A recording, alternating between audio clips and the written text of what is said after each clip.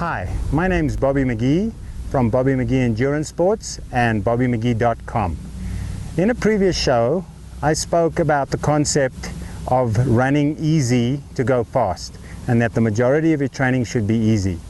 But once you start performing, one of the things that defines us as a community of endurance athletes is the fact that we are into delayed gratification, and we're also not afraid to suffer.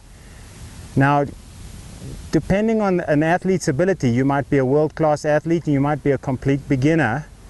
How we know how to suffer is not determined by our ability. Our ability often has us start doing a sport a little earlier, and so we have a longer period of time learning how to deal with the stresses and intensities of being successful and competitive in this sport according to our own standards. So if you take an elite athlete and you put them on a treadmill and you push them really hard, when they get to very high levels of fatigue, if they use an RPE scale, which is a rate of perceived effort, and there are a number of these scales, but let's say we use a scale out of 10.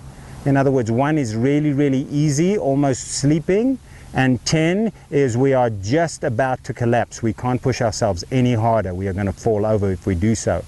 These athletes at a high lactate level, lactic acid level, in other words, the accumulation of lactate in their blood, which is a fuel source, but it is a fuel source that is associated with some discomfort as that increases in our bloodstream.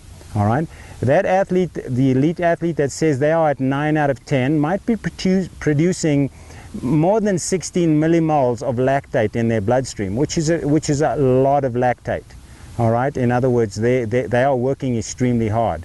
And at that same perceived effort of 9 out of 10, an amateur athlete or an athlete that is not very skilled at pushing themselves might be only producing 6 or 7 millimoles of lactate when they think they are going as hard as they possibly can. And so besides the difference in ability between those two athletes, if the amateur athlete can learn how to suffer, all right, push themselves harder, realize that it's a voluntary activity and they're doing it because they want to perform, all right, they will find that they are able to recalibrate their RPE. In other words, what they formerly thought was a 9 now might only be a 6 or a 7, and the most advantage you can gain from that is oh, I can still go to 8 and I can still go to 9. All right, and so I've got lots of room to push myself harder. So it's important then when you're doing training sessions and you're doing quality training sessions that you try and calibrate your RPE to your actual ability level. So in other words, you know, what you used to be able to produce with what you thought was a 9, you're now being able to produce at a 7 or an 8, and that's leaving you much more capacity to perform. So you know, you're just changing your calibration, all right, and you're learning to deal with that. And as I said before, one of the values that you can gain is realizing that we are doing this to ourselves. We're choosing to do it, and therein lies the power. That if we don't want to do it, we don't have to do it. We don't feel driven from that perspective.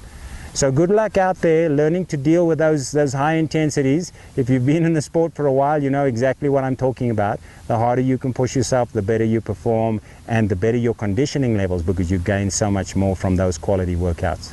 All right, have fun out there, and I'll speak to you next time.